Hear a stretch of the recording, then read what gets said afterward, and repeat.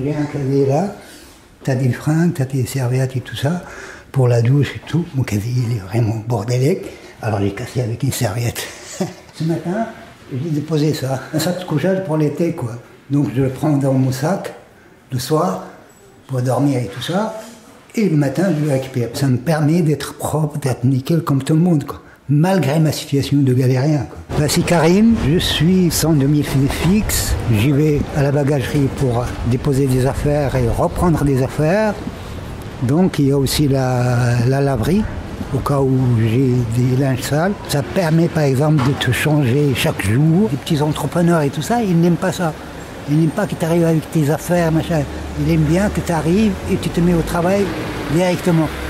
Et soit opérationnel quoi. Dès le début, il faut être propre. Ce ne serait-ce quand tu prends le métro et tout ça, si tu n'es pas propre, ça va gêner les gens et tout comme ça. Et la propreté et l'hygiène est très importante pour moi. Salut Benjamin, comment tu vas? Ouais. Ça va? Ouais.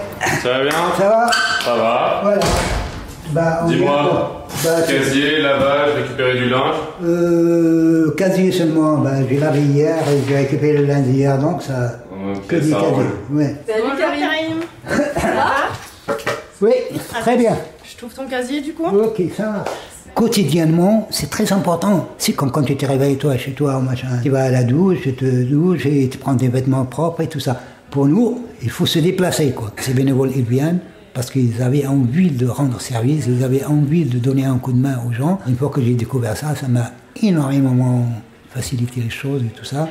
Et ça m'a permis, par exemple, d'être tranquille. Quand par exemple je cherche un petit travail ou un truc comme ça, je sais très bien, je reviens ici prendre des affaires et tout ça pour travailler et tout comme ça, soit dans les bâtiments, soit dans la restauration. Donc ça te permet de vivre normalement, entre guillemets, hein, normalement, entre guillemets.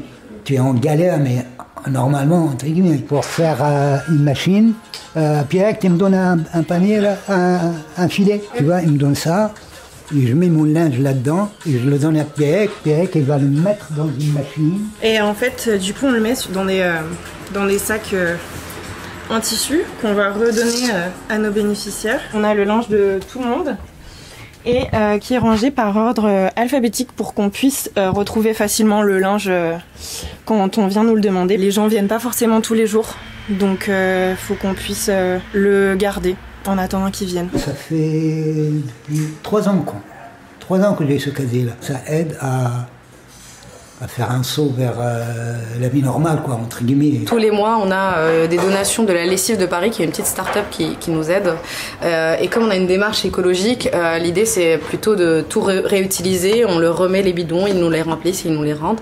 On a plein d'entreprises comme ça qui nous aident. On a une entreprise aussi pour le café. On reçoit 5 kilos de café tous les mois de l'entreprise Beans on Fire. On a Big Jack qui nous offre des prestations de ménage une fois par semaine. On est une asso entièrement gérée par les bénévoles. Pour que ça puisse tourner, c'est un peu compliqué. On a tous des jobs à côté et on veut aussi élargir notre asso pour aménager les locaux et avoir plus de casiers. Donc aujourd'hui, on est clairement en recherche de financement. Merci, passez une bonne journée. À la prochaine.